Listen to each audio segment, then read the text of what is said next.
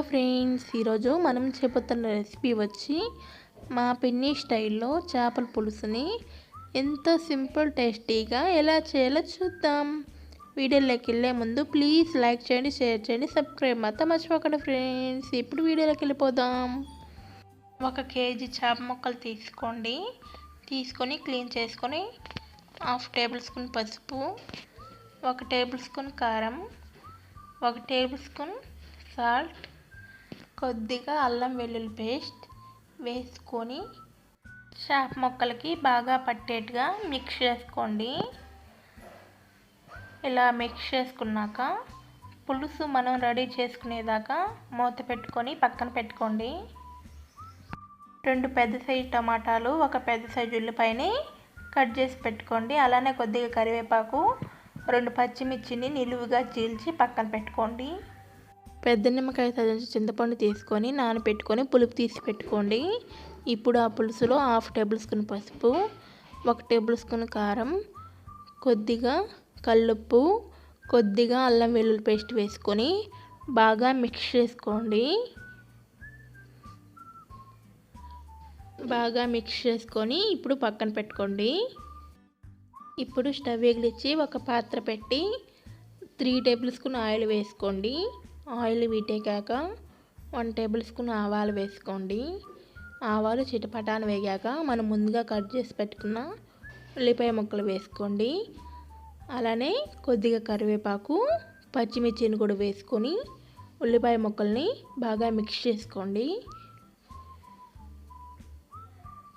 Mix చేసుకున్నాక ఇప్పుడు 1/2 table spoon జీలకర్ర, 1/2 టేబుల్ స్పూన్ ధనియాలు, 1/2 టేబుల్ స్పూన్ మెంతులు, 3 మిరియాలు వేసుకొని బాగా ఉల్లిపాయ ముక్కల్ని ఫ్రై చేసుకోండి.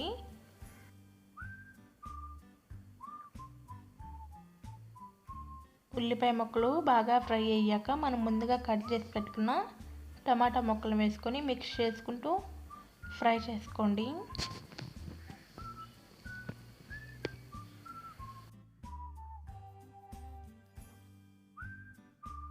ఇలా టమాటా ముక్కల నుంచి ఆయిల్ వచ్చేదాకా ఫ్రై చేసుకోండి.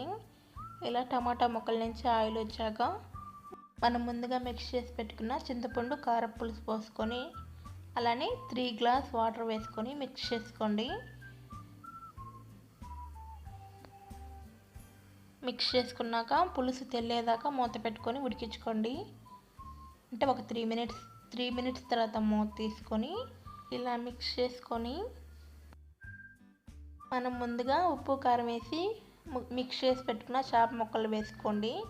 ఒక్కొక్కటిగా వేసుకోండి చేప ముక్కల్ని.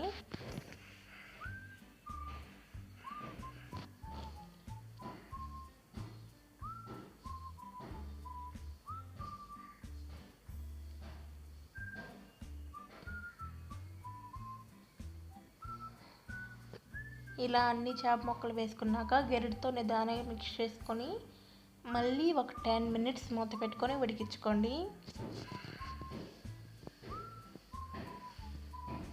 అది మధ్యలో మూత తీసుకొని ఇలా మిక్స్ చేసుకొని మళ్ళీ మూత పెట్టి ఉడికించుకోండి. 10 మినిట్స్ తర్వాత మూత తీసుకొని పులుసు బాగా ఉడికాక స్టవ్ ఆపేసుకొని కొద్దిగా కొత్తిమీర వేసేసుకోండి. అంతే ఫ్రెండ్స్, మా పిన్ని స్టైల్ చేపల పులుసు రెడీ. మీరు కూడా తప్పకుండా ఇలా ట్రై చేసి మా పిన్ని కోసం ఒక లైక్ చేయండి, షేర్ చేయండి, సబ్స్క్రైబ్ మాత్రం మర్చిపోకండి ఫ్రెండ్స్. Okay, bye friends.